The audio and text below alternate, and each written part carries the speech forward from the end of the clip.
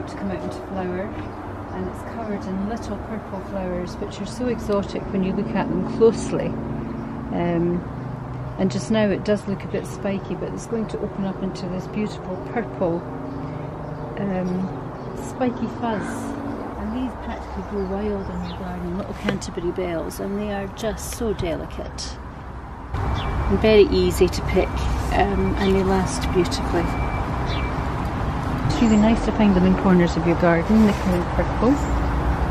It's a lovely little wild Veronica. And this one's got 3 on one stem, so you get a lot for your money. They grow very easily. And they grow like a mini delphinium. Things are sometimes in season, some things are out of season. This is Forsythia, the very first thing that will flower in your garden. It's covered in yellow flowers and then it turns green.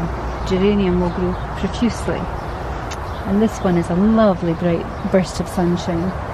Mock orange smells lovely, but it's not something you would pick and put in your bouquet, because the petals will fall very, very quickly. But it does have the most incredible scent. The blackbirds love Mahonia berries, and they're just beautiful shades of purple and blue and grey. And Sonia's doing a very Icelandic theme, so those colours are perfect. Beautiful catkins, and the leaves last forever when you cut them, and they're just like velvet. This is a beautiful plant and grows really quite wild in your garden. It's not difficult to grow at all. Alchemilia, my lady's mantle, is a leaf that you can use a lot, because you can get it on a very long stem and it will cover all of your oasis in one go. It can cover a lot of area, and the actual green flowers last a long time in your garden and will cut well. They are just so incredibly exotic. And they do have a very Scottish look about them. They can look like a little thistle. And the bees got competition with you. It's either you or the bee. What do you think? Leave it for the bee. He's very busy there, searching.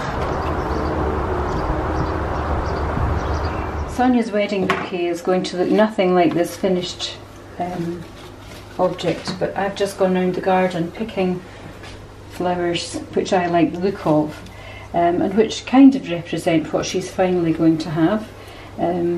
So this is what the hebe is looking like just now, and put them together because you want them to be in the centre with just enough foliage not to spoil the flower. And then our Canterbury bells will go slightly underneath, so that the hebe is the spike that's going to come out of the top of the crown. And turn your flowers round and place your Canterbury bells. And I think I've got one more which will just sit in here, like that.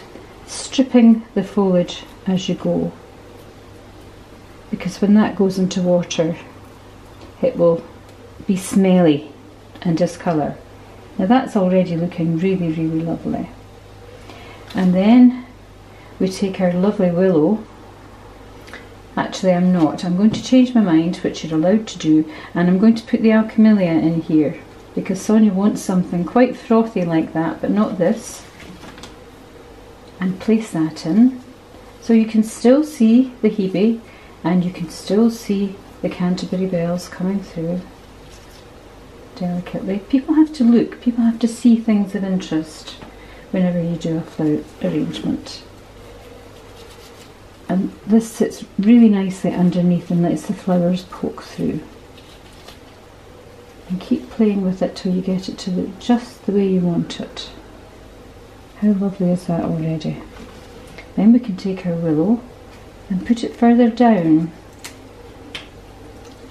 so it'll give a lovely frame. I didn't actually use this Veronica. It could have gone into the centre and given you a lovely fine crown. Place the willow. Take away any leaves which Mr. Snail and Mr. Caterpillar have had a nibble at.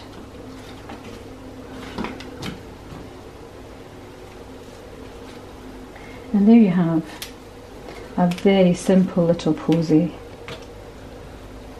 which has cost nothing but meant so much because it's come from the garden that you grew up in. And then we want some ivy to fall down. We've always got ivy in a corner of our garden, if not in the woods very close by. Now this is just a very, very mini bouquet. And then we want to get our florist tape and start winding to get a really, really good grip. And it's very much like crepe paper, but got a little bit of elastic in it. It's really very fragile. Just do it quite quickly to get your grip. And now we've got a safe bouquet or posy that the bride isn't going to be gripping any green fly on. And we can play with our leaves to get them going the way we want them to go. But this is just a very quick little idea. You could add hessian to this bouquet, which we will be doing, and then adding the family tartan to the handle so that she's carrying a bit of the tartan.